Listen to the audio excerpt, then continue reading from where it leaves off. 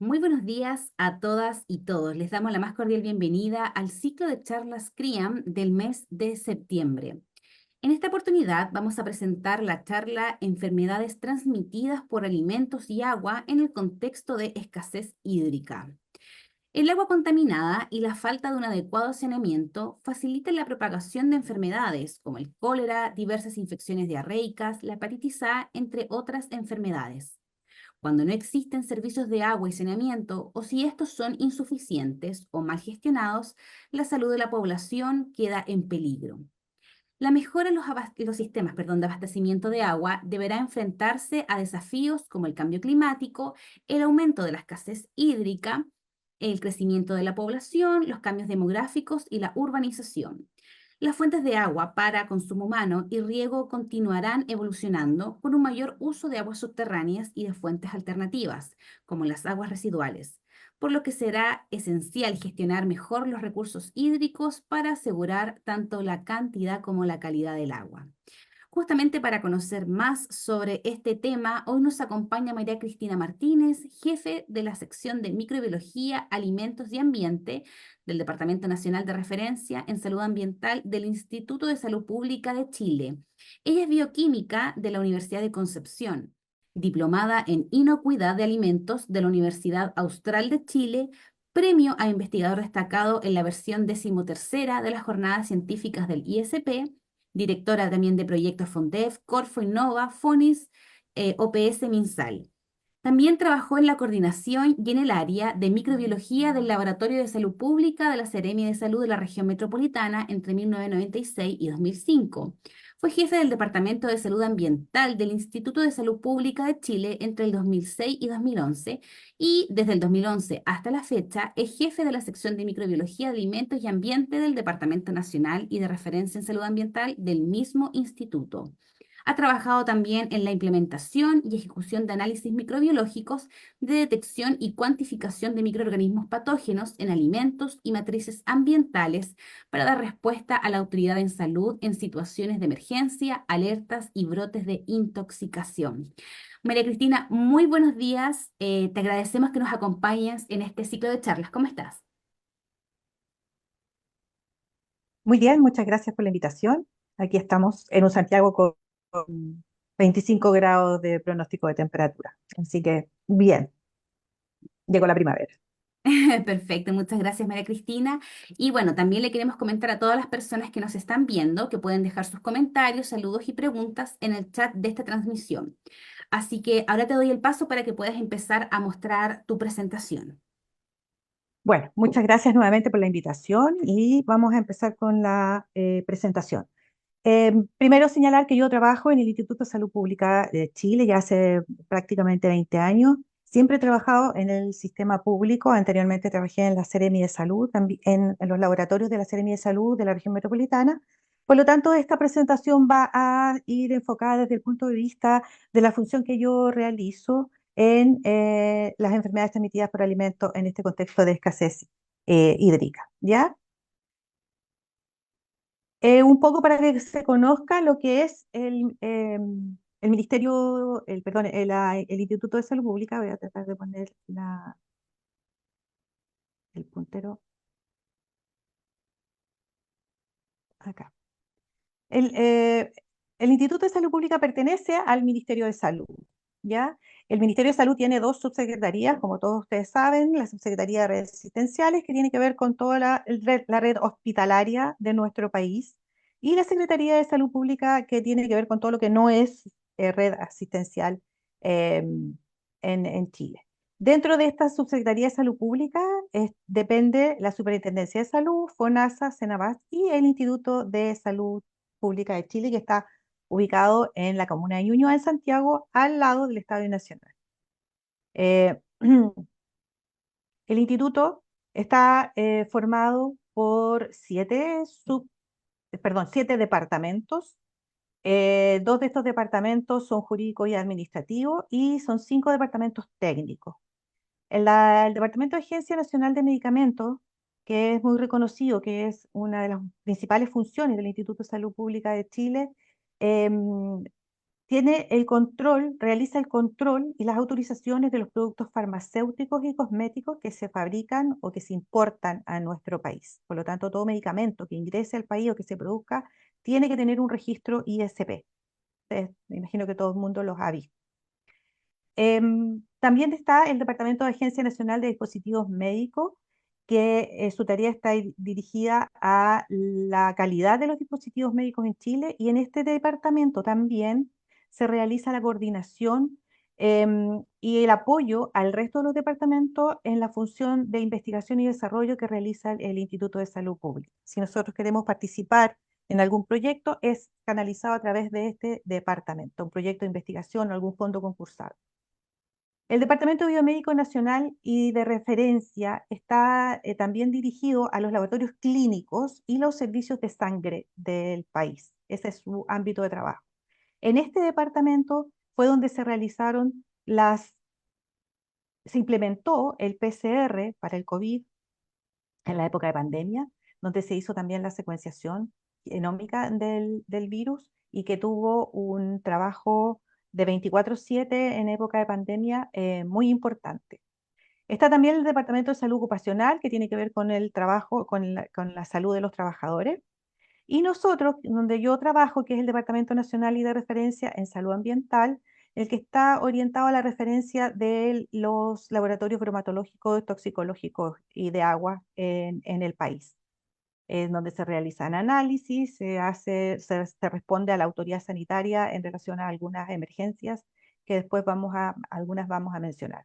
Y dentro de estos subdepartamentos está el subdepartamento de Ambientes y Alimentos, en el cual existen 3 secciones de trabajo, que son las secciones de química alimento, química ambiental y y microbiología de alimentos, ¿ya? Que es donde yo trabajo. Así que ese es el espacio donde yo me desempeño junto con 12 personas. Tenemos un grupo de trabajo de 12 funcionarios.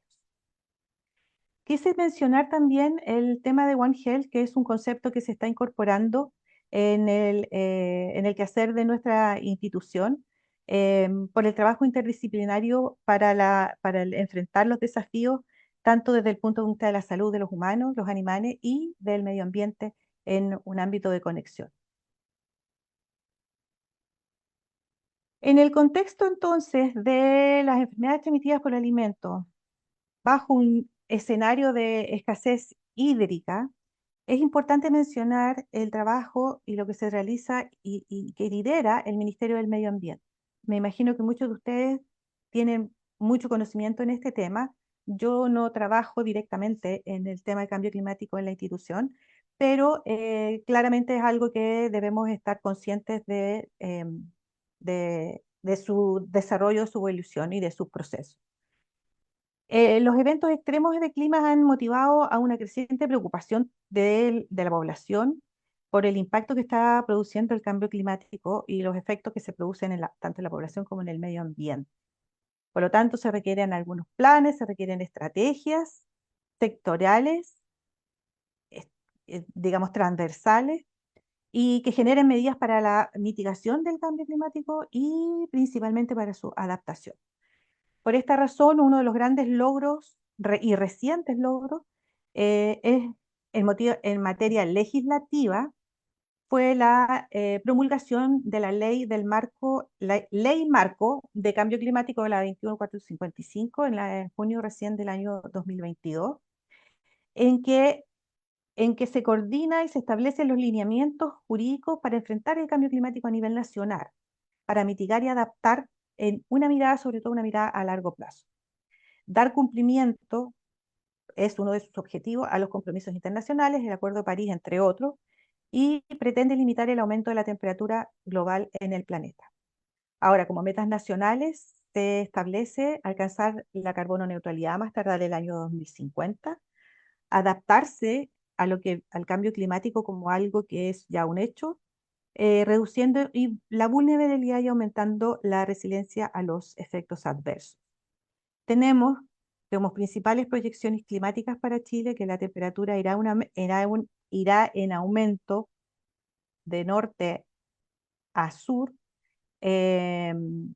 y desde la cordillera al océano, eh, los registros están en el Ministerio del Medio Ambiente de cuáles son los grados de temperatura que se esperan ir subiendo en el futuro no tan lejano. Por otro lado, tenemos que las precipitaciones al año 2030 se proyectan disminuciones entre un 5 y un 15% desde el río Copiapó a la cuenca del río Aysén. Este es nuestro escenario desde el punto de vista climatológico, de temperatura, de precipitaciones, en una situación de escasez, futura escasez del recurso hídrico.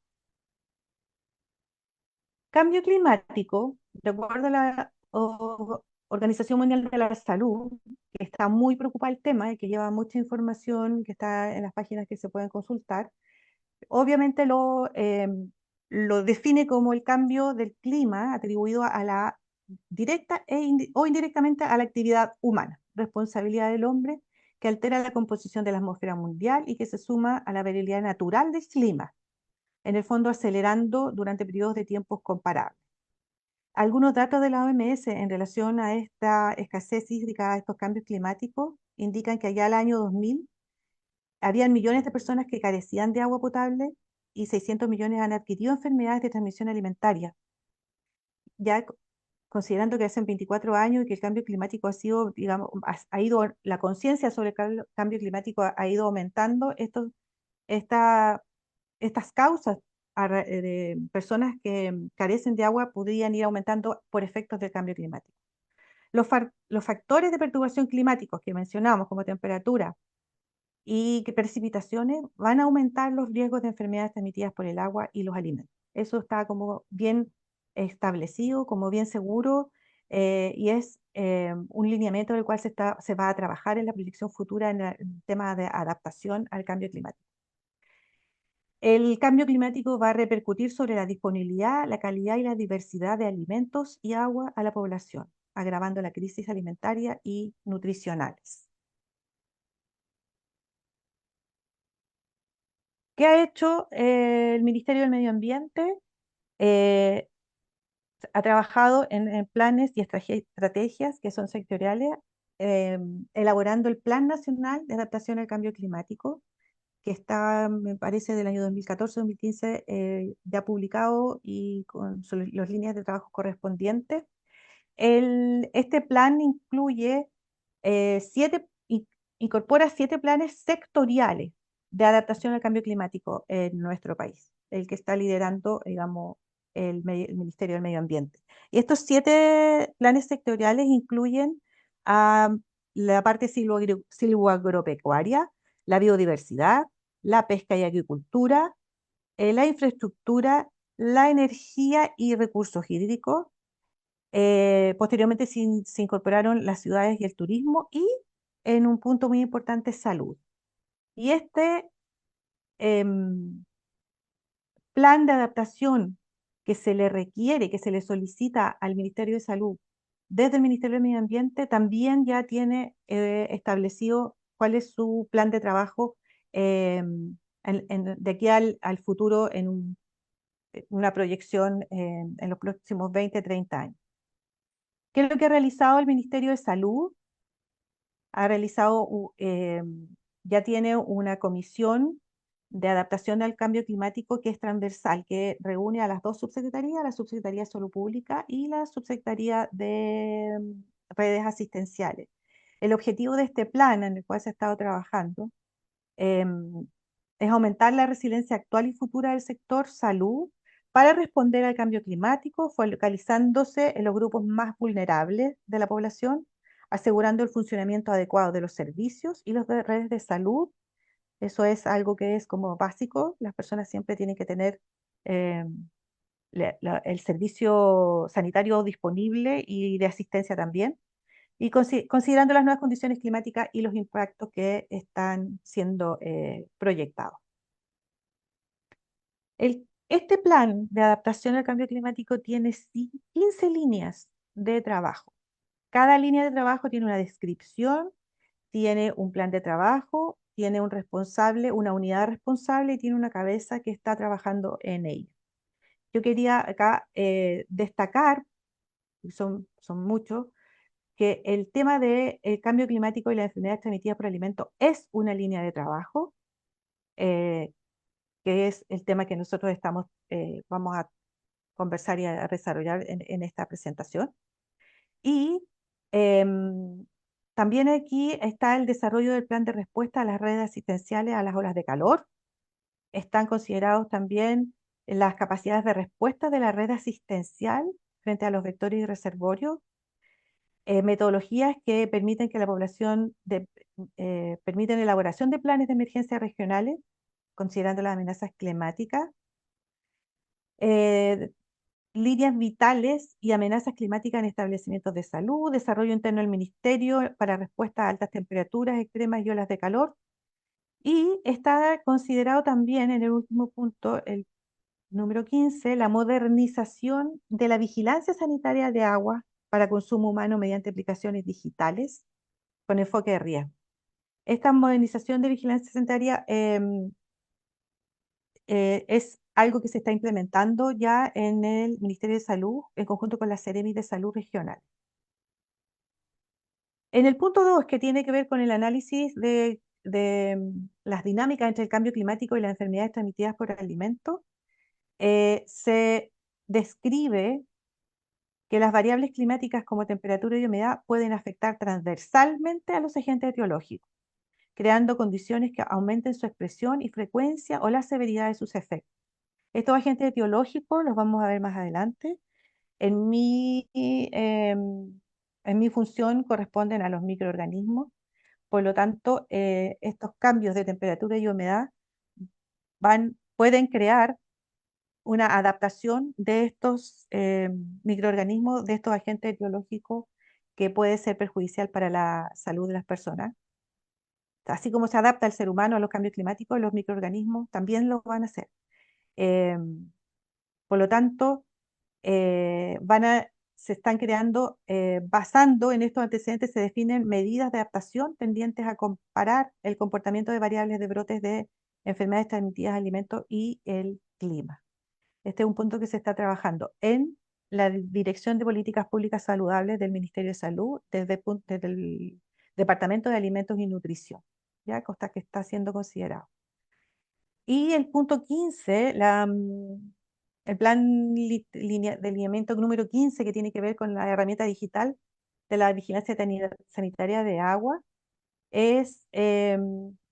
considera fortalecer la vigilancia de las aguas de consumo humano mediante el desarrollo de una aplicación digital que permita principalmente a la Seremi de Salud registrar los servicios de agua, en este caso son los servicios de agua eh, sanitarios rurales, las actividades de vigilancia sanitaria que realizan en ellos y que identifiquen y que puedan identificar factores de riesgo asociados a la provisión, priorizando servicios sanitarios de provisiones que operen en áreas rurales. Todo esto orientado más al tema rural. Existe ya esta aplicación, este trabajo, me lo presentaron hace un tiempo atrás, del Departamento de Salud Ambiental del Ministerio de Salud, en donde han establecido toda la vigilancia que se realiza ya desde hace mucho tiempo, la vigilancia de las aguas, el control de las aguas de consumo humano, se está digitalizando con el objeto de poder advertir a la población algún riesgo que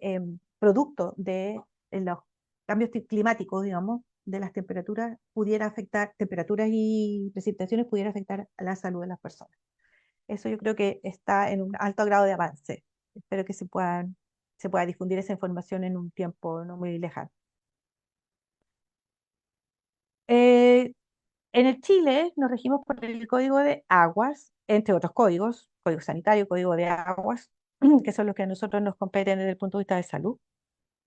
Este código sanitario fue actualizado en marzo del año 2022 y me pareció interesante comentar porque considera en el artículo 5 que las aguas en cualquiera de sus estados son bienes nacionales de uso público. Por lo tanto, su dominio y su uso pertenece a todos los habitantes de la nación.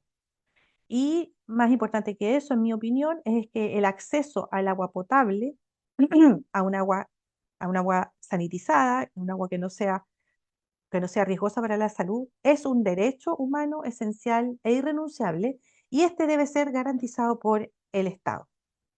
Por esta razón, lo que mencionaba anteriormente, las Seremi de Salud están siempre trabajando en el control del proceso de agua, eh, tanto si con otras entes del Estado como la Superintendencia de Servicios Sanitarios, el Ministerio de Obras Públicas, en el abastecimiento en aquellos lugares en que no hay redes, no hay un abastecimiento privado concesionado, eh, y que da cuenta, digamos, genera los servicios sanitarios rurales, que actualmente se acaba de actualizar su ley, la ley de servicios sanitarios rurales. También tiene actualizaciones importantes en su ejecución.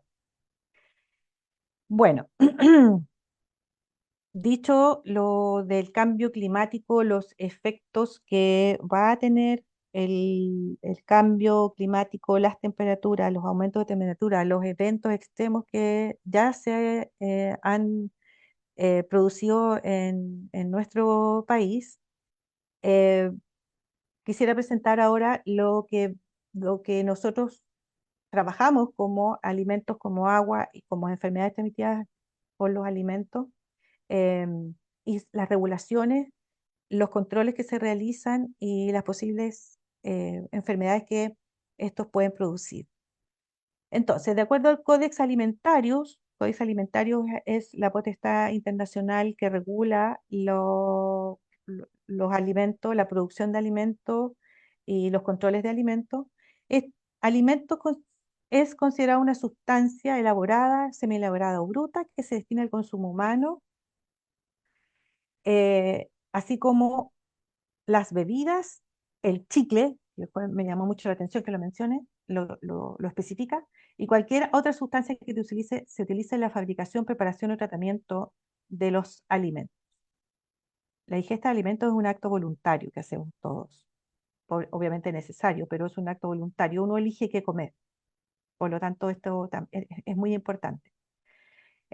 Por otro lado, tenemos el Reglamento Sanitario de los Alimentos, que lo voy a describir un poco más adelante, que es el Decreto Supremo 977 del año 96, que está vigente, y que en su artículo 2 también define a los alimentos como un producto alimenticio de cualquier sustancia, mezcla, destinada al consumo humano, que incluye las bebidas y los ingredientes y aditivos de dicha sustancia. Por lo tanto, este reglamento también incluye eh, el control y las especificaciones de, de los aditivos que se deben eh, que se pueden utilizar en la producción de alimentos. Si un aditivo no está incluido en el reglamento sanitario de los alimentos, no se puede utilizar, solamente lo que esté en el reglamento.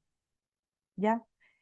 Pongo la palabra inocuo porque el alimento siempre tiene que ser inocuo, no debe ser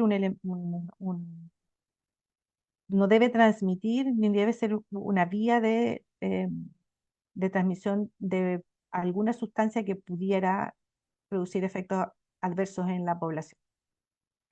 Por otro lado tenemos el agua. El agua, maravillosamente el agua, realiza el ciclo hidrobiológico de vital importancia para el funcionamiento de todos los ecosistemas y de la regulación del clima, obviamente.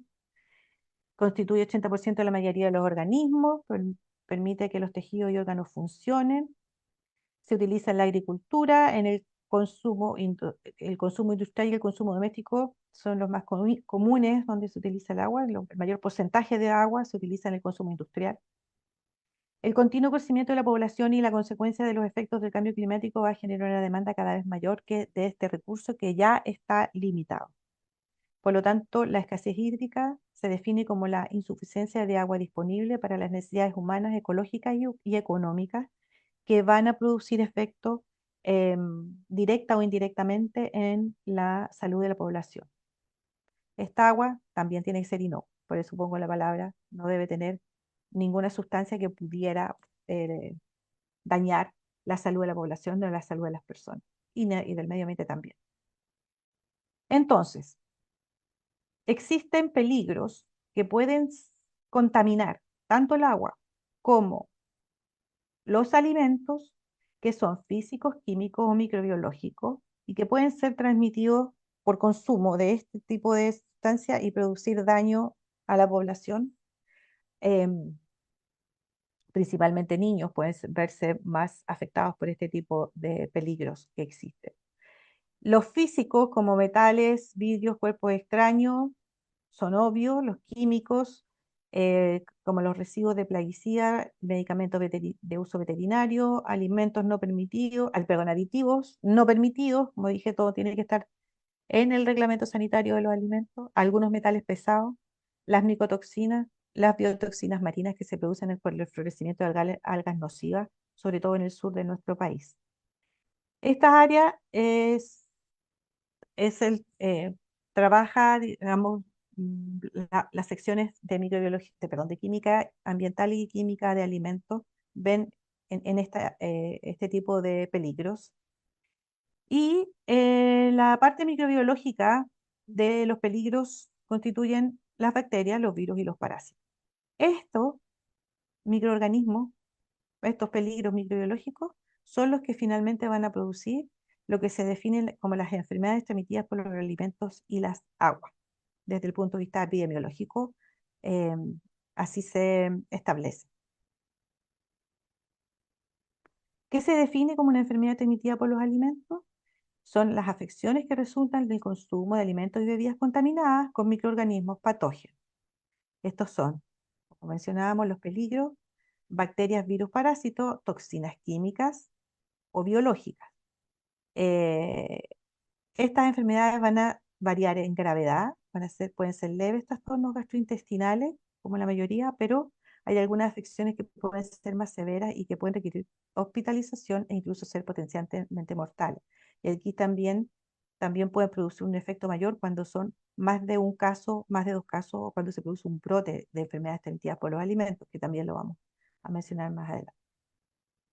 En relación al agua, las fuentes, en general, el mayor riesgo de contaminación de las aguas es la contaminación con heces de animales o de humanos, ¿ya? En este ciclo donde las aguas de cursos superficiales abastecen a las plantas de abastecimiento de agua, donde se produce no, perdón, estas son las plantas de tratamiento, no, de esta estación de abastecimiento, para producir, esto es abastecimiento, para producir agua de consumo humano, distribuyendo a la población, em, es esto se produce generalmente en situaciones de crisis climática, de lluvias, de, mm, son derrames, se me fue la palabra, pero derrames de tierra, aluviones, que pueden contaminar las aguas de cursos superficiales. Y estas aguas de cursos superficiales, y por supuesto las fuentes de contaminaciones por animales, van a regar verduras o cualquier producción de uso agrícola que va a ser consumida por la población. Y esta es una vía no menor de contaminación y de enfermedades transmitidas por alimentos a través del riego de aguas contaminadas eh, a alimentos que crecen a ras de suelo y que se consumen después mal lavados o insuficientemente lavados por la población. Em, tenemos un ejemplo de esta situación, lo vamos a ver un poco más adelante. Em, en general, los microorganismos patógenos son estos que están acá mencionados, hay algunos otros, pero generan inflamación el estómago, el tracto intestinal, una gastroenteritis, pero lo importante es que estos microorganismos encuentran en el alimento, principalmente en el alimento, nutrientes, condiciones de temperatura, condiciones de humedad, requieren tiempo de pH y de actividad de agua para poder reproducirse. Y si estos microorganismos son capaces de reproducirse en el alimento, van a llegar a dosis infectantes que pueden producir las enfermedades transmitidas por los alimentos. No solo el alimento o el agua tiene que estar contaminado con este alimento, sino que tiene que haber una cantidad de estos microorganismos, sino que tiene que haber una cantidad suficiente de microorganismos para que produzcan la enfermedad, ¿ya? Porque para que produzcan un caso o un brote de una enfermedad transmitida por alimento por alguno, o una gastroenteritis por alguno de estos microorganismos que están acá mencionados. En, en la guía para la calidad de agua y consumo humano de la OMS, que es una guía muy buena, que si no la conocen, búsquela porque tiene toda la información para los abastecimientos, para el control, para los riesgos, para la producción de agua. Se establece la contaminación microbiana del agua y entrega información en relación a la persistencia en las redes de abastecimiento de los microorganismos, a la resistencia a la cloración y a la infectividad relativa que tiene. Se entiende que persistencia y detección es la fase infecciosa del agua a 20 grados, es corta hasta una semana, moderada de una semana a un mes y larga en más de un mes. ¿Ya? Es decir, que estos microorganismos, vamos a ver después, pueden mantenerse en la red de abastecimiento por un tiempo, en este caso largo, que significa más de un mes. Tiene una resistencia moderada a la cloración y tiene una infectividad relativa alta. La infectividad relativa alta, lo voy a mencionar acá, son alta significa que las dosis infecciosas pueden tener un bajo recuento de microorganismos, ya de 1 a 100 organismos o partículas, moderada de 100 a 10.000 y baja a mayores a 10.000 microorganismos, unidades formadoras de colonias de bacterias. Por lo tanto, acá tenemos los virus, ¿ya? Que habíamos mencionado como uno de los peligros, que tenemos los virus, protozoos y las bacterias. Los virus principales que producen enfermedades a través del agua son la hepatitis A, el norovirus, el rotavirus. Esta vía de infección es por ingestión, es decir, es agua que de alguna manera se contaminó con unas heces humanas, porque esto no tiene origen animal, sino que son heces humanas que contaminaron el agua. Esa agua se consumió y se produjo una hepatitis, una gastroenteritis aguda, una diarrea, como sintomatología, que son muy similares todas las gastroenteritis. em, Puede producir algunas más vómitos, otras menos vómitos, pero en general una gastroenteritis. Estos virus tienen una larga persistencia en la red de abastecimiento, tienen una moderada resistencia a la cloración, por lo tanto pudieran sobrevivir a la cloración en el caso de la potabilización y tienen una alta infectividad relativa, o sea, necesitan una poca cantidad en este caso de virus, de partículas virales, para así producir la enfermedad y no son de origen animal. En el caso del control de las aguas, después también lo voy a mencionar, estos microorganismos no se buscan, no se detectan analíticamente, técnicamente, digamos, hablando. Igual les menciono que tanto la hepatitis A como el norovirus sí están implementados en la sección donde yo trabajo, de microbiología de alimentos y ambiente, y es la única parte hasta donde nosotros manejamos información, donde se realizan esta metodología. Estas metodologías fueron transferidas por el FDA en el año 2010 a propósito del terremoto, porque vino el FDA después de un brote de intoxicación muy extenso en la ciudad de Antofagasta, donde se enfermaron más de 30.000 personas. Y ese brote fue debido al consumo de verduras contaminadas con aguas de riego que estaban a su vez contaminadas. Porque el terremoto, producto del terremoto, no se pudo, hubo problemas con la planta productora de cloro, por lo tanto hubo un desabastecimiento de cloro en el norte y se produjo una enfermedad grande en Antofagasta.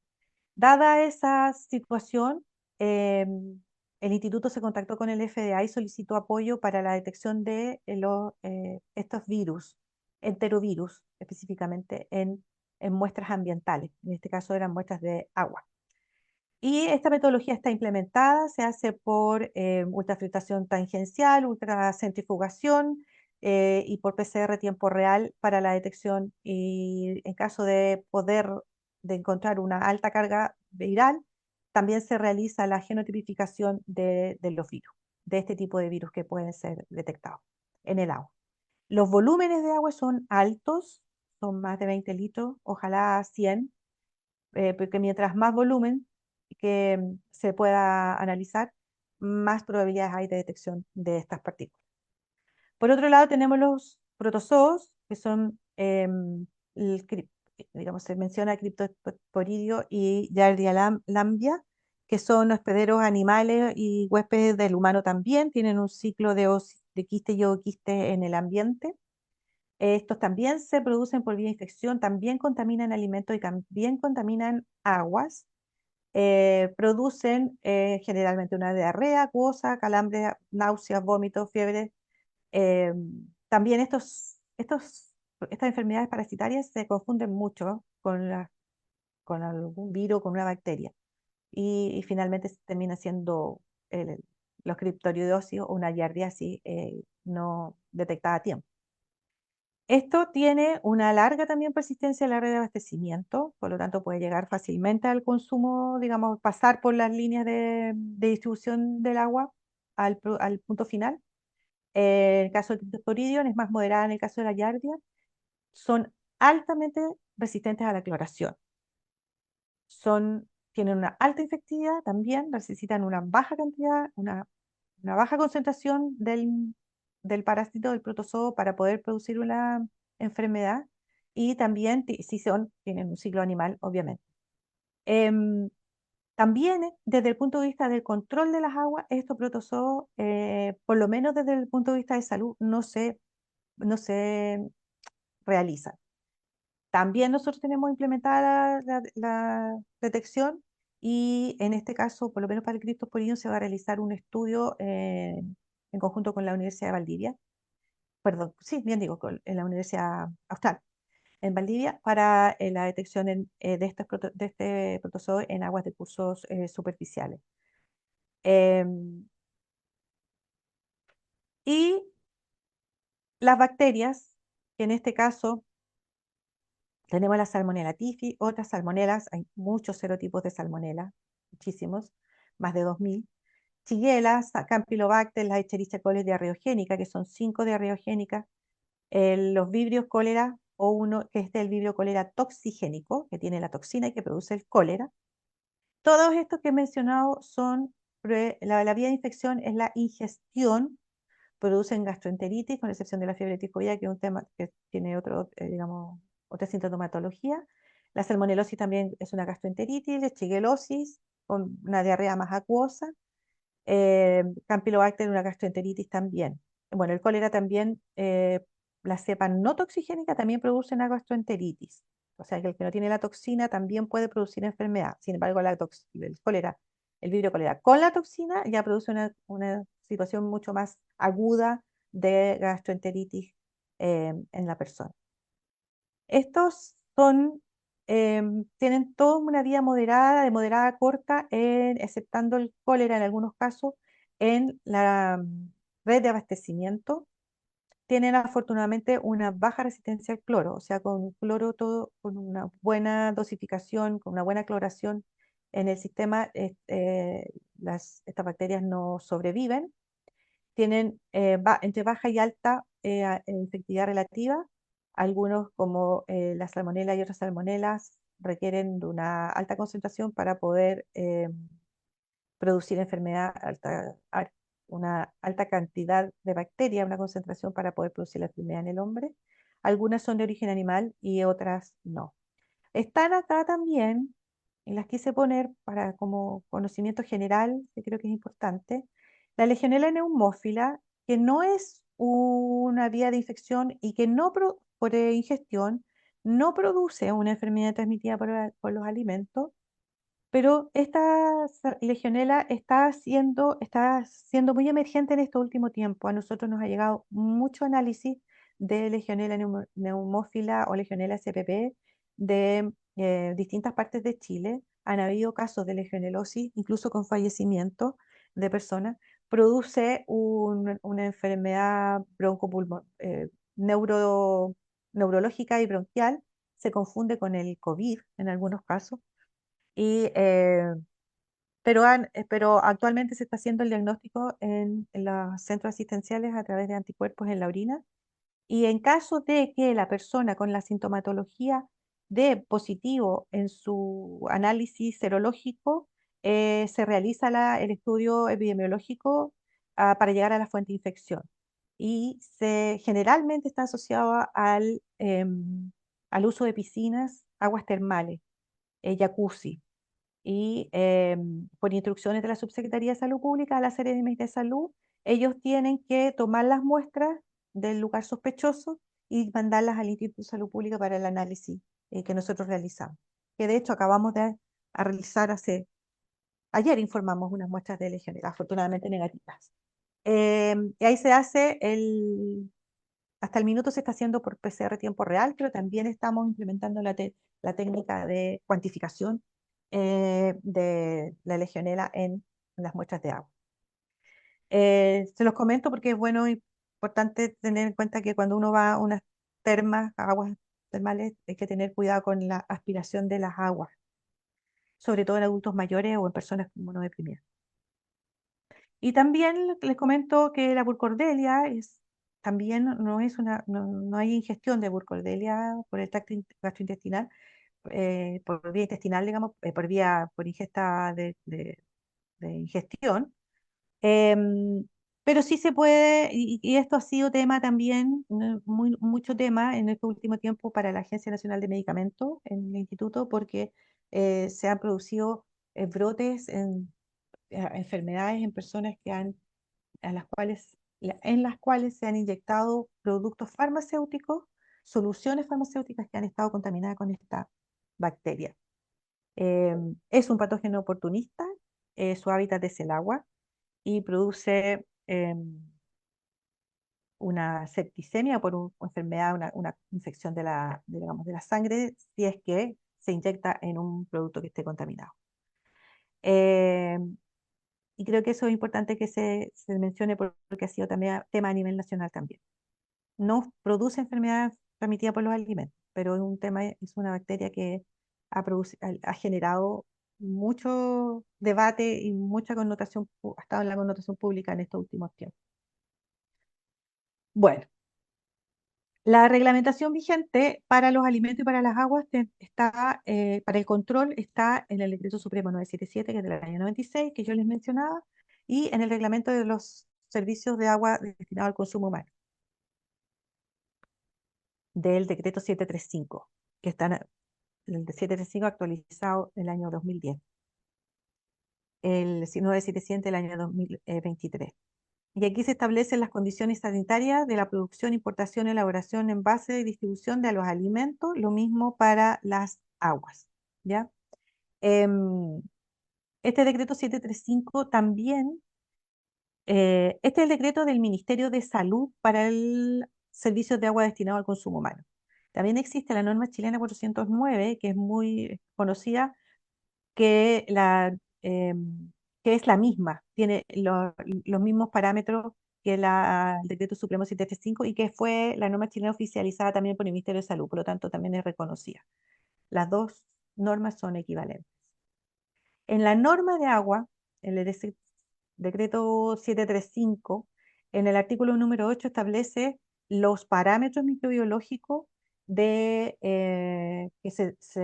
los cuales se controla el agua en nuestro país. Y hasta este momento, este reglamento que está vigente, los análisis son los recuentos coliformes fecales. Estas aguas no deben tener, debe ser a una unidad de forma de colonia en 100 ml de análisis y no debe tener Escherichia coli.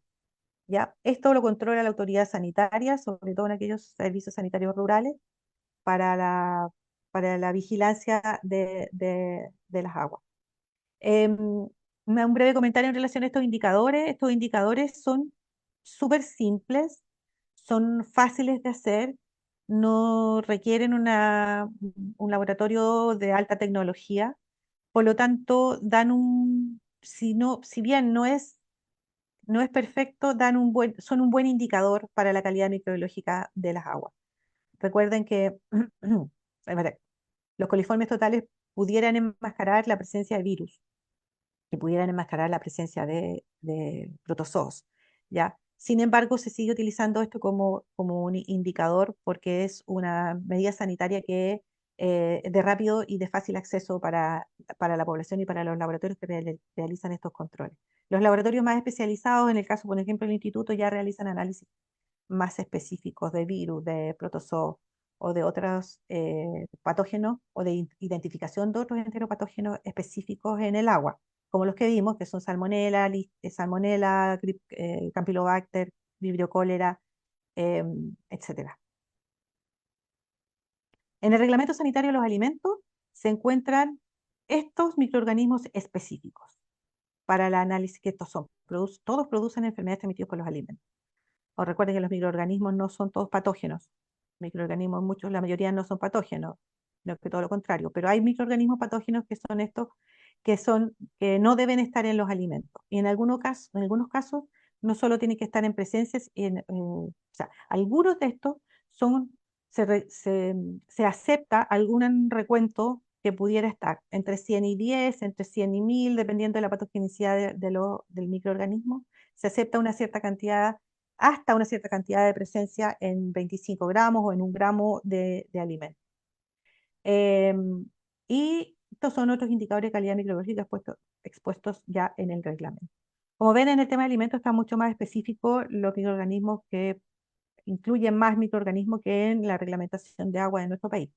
Sin embargo, en el artículo 111 del Reglamento Sanitario de los Alimentos se especifica que eh, si en caso que uno encontrar, por ejemplo aquí, que el microorganismo específico no aparece en Vibrio cólera, ¿ya? Pero si se detecta un microorganismo, un virus, un parásito o cualquier sustancia extraña de origen mineral, orgánico, biológico, radioactiva o tóxica en una cantidad superior a las permitidas por las normas vigentes o que se presuman nocivas para la salud. El o que se presuman nocivas para la salud a- em, le permite a la autoridad tomar medidas y acciones para poder sancionar no sé, requisar la acción que corresponda si uno de los se detecta algún microorganismo que no esté especificado en el reglamento. ¿Ya? En el Ministerio de Salud, como ya lo mencioné, se realizan las vigilancias nacionales desde el Ministerio de Salud y en las regiones se realizan las regionales desde la Seremi de Salud.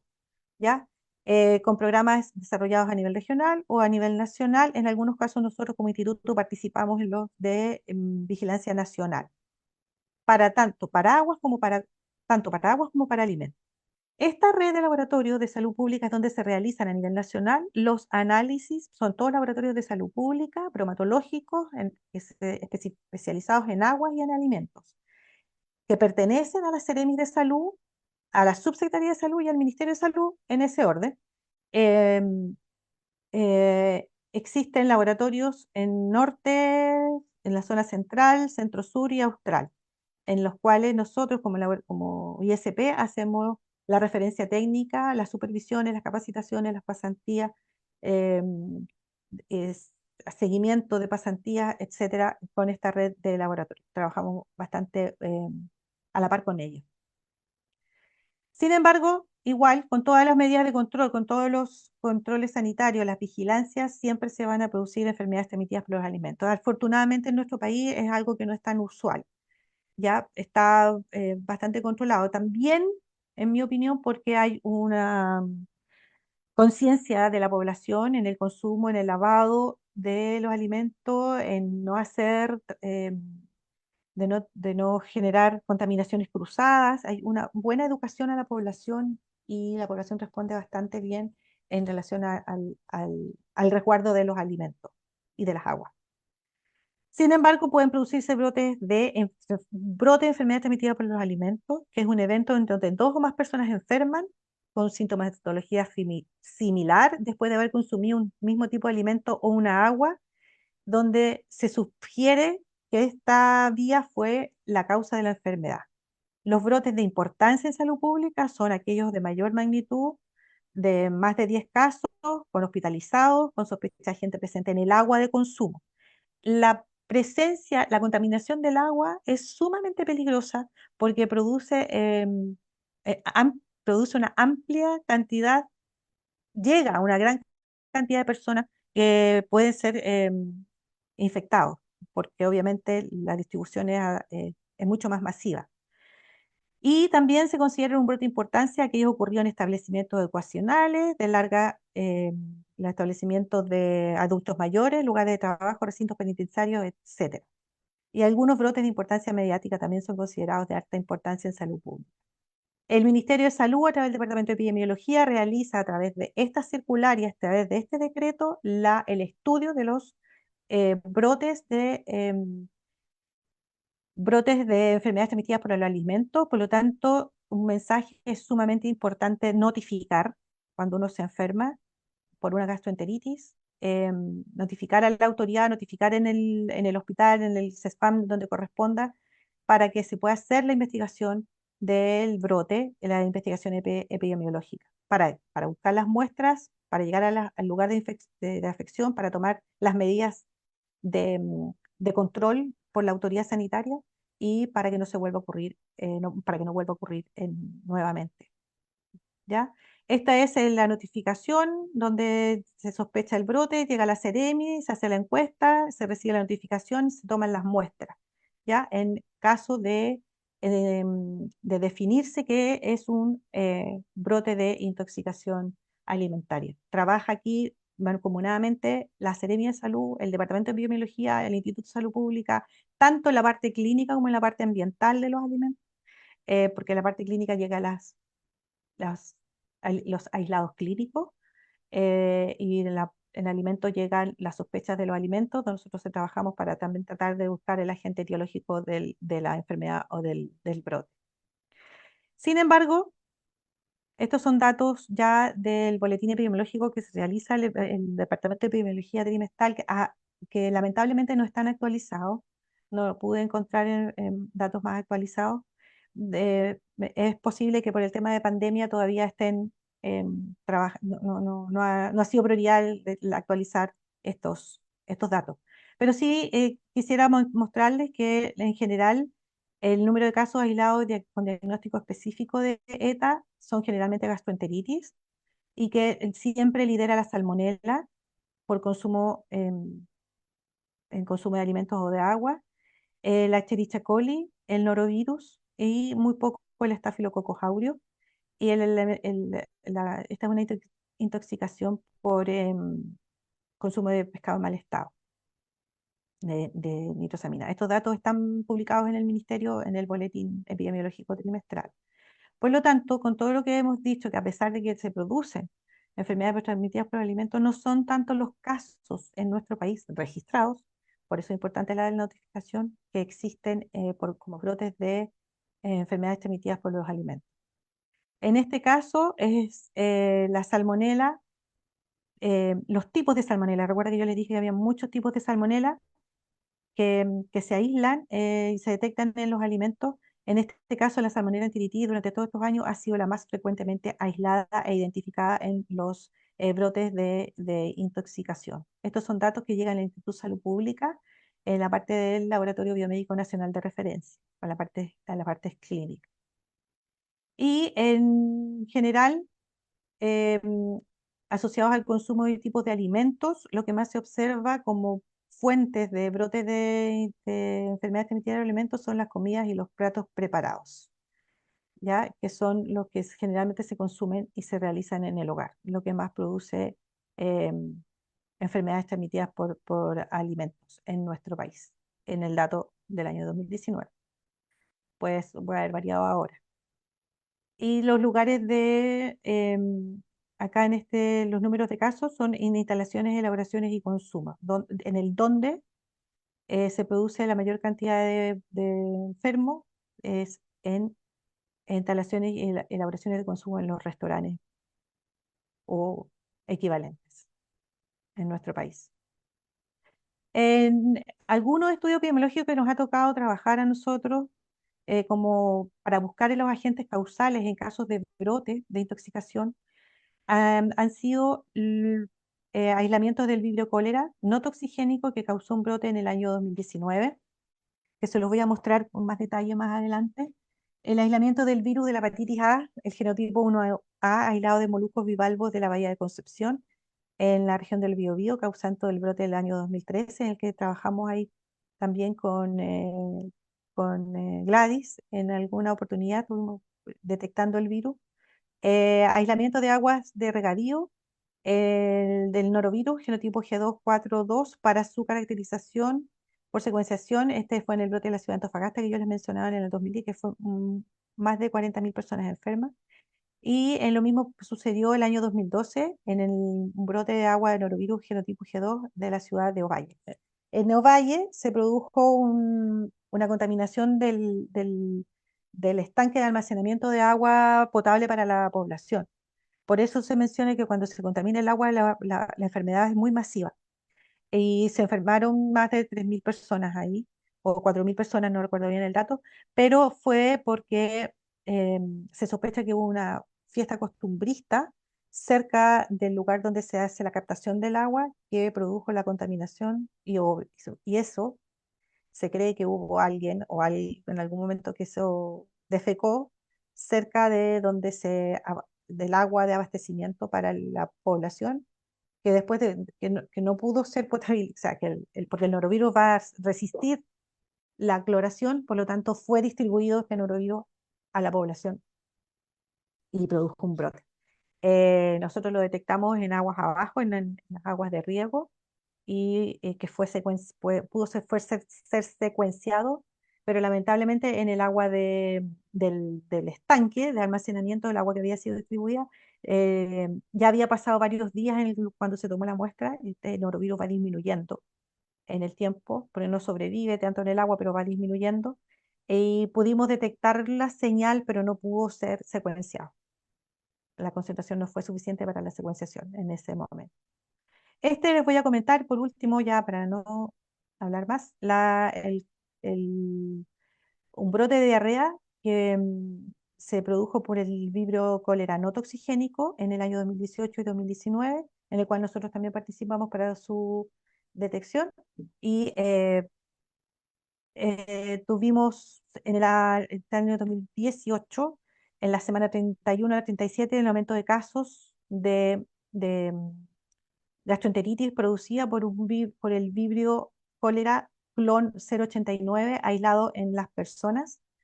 Entonces esto dio la alerta de que en alguna parte se estaba consumiendo algún alimento que estaba contaminando a las personas. Tuvo un inicio, un pic y una disminución entre la semana 31 y la semana epidemiológica 37. La investigación orientó a que la hipótesis era el consumo de verduras regadas con aguas contaminadas como fuente común de los casos. Se hizo un barrido de las plantas de tratamiento de agua servida. El Ministerio de Salud nos pidió a nosotros que se analizaran las plantas de tratamiento para ver si estaba este clon específico en alguna planta de tratamiento y que estaba pasando, estaba en las aguas de curso superficiales que se estaban utilizando para el riego de este tipo de verduras. Hicimos un análisis de 37 muestras de aguas servidas y sus respectivos efluentes en distintas comunas de la región metropolitana. Y en una, dos, tres, en cuatro, en cinco de ellas encontramos la presencia del vibrio cólera no O1, no O 139. Cuando es no O1, no O 139 es el no toxigénico, ¿ya? Y se hizo el estudio genético de todas las cepas que se habían encontrado y en tres de ellas se detectó que era el mismo clon que el 089 que había producido la enfermedad a las personas.